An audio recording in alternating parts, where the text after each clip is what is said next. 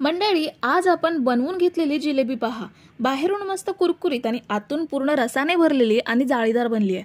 मंडळी, आपण ही जिलेबी फक्त आणि फक्त 15 मिनिटात बनवून घेतली आहे. ह्यासाठी कुठचंही महागडं साहित्य नकोय. अगदी घरच्या साहित्यामध्ये आपण ही जिलेबी अगदी झटपट बनवून घेणार आहोत. रेसिपी सुरू करण्याआधी तुम्ही जर माझ्या चॅनलवरती नवीन असाल तर चॅनलला पटकन सबस्क्राईब करून घ्या. सगळ्यात आधी आपण गॅसवरती सॉसपॅन ठेवलाय. त्यामध्ये 1 कप साखर घेऊयात आणि त्याच सेम कपने अर्धा कप पाणी घेऊयात. आता आपल्याला साखर वितळून पाण्याला उकळी येऊ द्यायची आहे. साखर आपण मीडियम गॅसवरती वितळून घेऊयात. तर हे बघा, साखर अगदी 2 मिनिटात विरघळली आहे आणि पाण्याला उकळी सुद्धा आली आहे. पण अजून आपल्याला 2 ते 3 मिनिटे हे साखरेचं पाणी उकळू द्यायचं आहे. आपल्याला साखरेचा 1 तारी किंवा 2 तारी पाक करायचा नाहीये, तर आपल्याला हे साखरेचं पाणी दाटसर बनवून घ्यायचं आहे. तर अजून 2 ते 3 मिनिटे साखरेचं पाणी उकळून घेतल्यावर ह्यामध्ये अर्धा लिंबाचा रस ॲड करूयात. ह्यामुळे पाकाची पुन्हा साखर होणार नाही, पाक जशाचा तसा राहील. आता ह्यामध्ये अर्धा चमचा वेलची पावडर ॲड करूयात आणि ह्यामध्ये आपल्याला 1 चमचा तूप घ्यायचा आहे. ह्यामुळे जिलेबींना खूप छान टेस्ट येते, त्याचसोबत छान चमक सुद्धा येते. सगळं छान एकजीव करून घेऊयात. सगळं मिक्स केल्यावर ह्यामध्ये अगदी चिमूटभर नारिंगी कलर ॲड करूयात. कलर वापरणं ऑप्शनल आहे, नाही वापरला तरीही चालेल. कलर छान मिक्स करून घेऊयात. आता आपलं साखरेचं पाणी तयार आहे. आपण हे साईडला ठेवूयात. आता एका मिक्सिंग बाउलमध्ये मैदा घेऊयात. मी इथे 1 कप मैदा घेते. त्याचसोबत आपल्याला ह्यामध्ये 3 चमचे दही घ्यायचं आहे. दही जास्त आंबट घ्यायचं नाहीये, फ्रेश दही घ्यायचं आहे. आता हे दही आपल्याला मैद्यामध्ये मिक्स करून घ्यायचं आहे. आपल्याला मैदा हातानेच मिक्स करून घ्यायचा आहे. ह्यामुळे आपल्याला बॅटर किती पातळ हवं आहे हे समजेल. मैद्याचं मिश्रण आपल्याला अजून पातळ करून घ्यायचं आहे. त्यासाठी ह्यामध्ये थोडं थोडं करून पाणी घेऊयात आणि मैदा छान भिजवून घेऊयात. ह्या मिश्रणामध्ये अजिबात गट्टे राहता नाहीत. एकदम सिल्की स्मूथ असं जसं केकचं बॅटर असतं, अगदी सेम आपल्याला तसंच बॅटर बनवून घ्यायचं आहे. हे बघा, एकदम परफेक्ट बॅटर बनवून घेतलंय. बॅटर बघा, अगदी मस्त स्मूथ सिल्की तयार झालंय. आता आपण ही जिलेबी इन्स्टंट बनवतोय. त्यासाठी आपल्याला ह्यामध्ये पाव चमचा खायचा सोडा वापरायचा आहे. ह्यापेक्षा जास्त सोडा वापरायचा नाहीये, कारण तेलात जिलेबी सोडताना खूप मोठी फुलू शकते. सोडा ह्यामध्ये मिक्स करून घेऊयात. सोडा आपण मिक्स करून घेतलाय.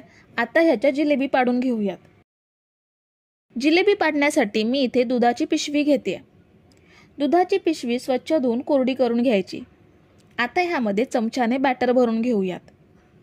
दुधाच्या पिशवीऐवजी मिठाची पिशवी किंवा साधी प्लास्टिकची पिशवी सुद्धा वापरू शकता. फक्त त्याला कोपरे किंवा कोन असले पाहिजेत. बॅटर आपण भरून घेतलंय. आता आपल्याला ह्याचा मेहंदीसारखा कोन तयार करायचा आहे. त्यासाठी पिशवीचं तोंड ह्या पद्धतीने एकत्र करायचं आणि ह्यामध्ये पिशवीचा 1 कोन सुद्धा ह्यामध्ये एकत्र करायचा आणि असं एकत्र करून वरून रबर लावून घ्यायचा.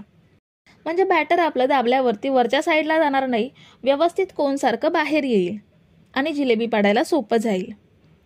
आता ह्याचा छोटासा कोपरा कापून टाकूयात. कापल्यानंतर जिलेबी पाडायच्या आधी बॅटर बाहेर येऊ नये म्हणून ही पिशवी एका वाटीमध्ये किंवा वाडग्यामध्ये तोंड वरती करून ठेवू शकता. आता आपण गॅसवरती पसरट पॅन ठेवलाय. त्यामध्ये तळण्यासाठी तेल सुद्धा घेतलंय. ह्यामध्ये एकाच वेळेला जास्त जिलेबी तळल्या जातील म्हणून मी असा पसरट पॅन ठेवलाय. तेल चांगलं गरम झालंय. ह्यामध्ये जिलेबी सोडूयात. चकलीसारख्या गोल गोल जिलेबी पाडून घेऊयात. हवा तेवढा गोल पूर्ण झाल्यावरती शेवटचा वेढा वरती टाकायचा, म्हणजे जिलेबी एकत्र चिकटून राहते. जिलेबी सोडताना थोडी पटपट सोडायची आणि महत्त्वाचं म्हणजे तेल चांगलं गरम झालेलं असलं पाहिजे. आता आपण ह्या जिलेबी अलटी पलटी करून लालसर रंगात छान तळून घेऊयात, म्हणजे छान कुरकुरीत होतील.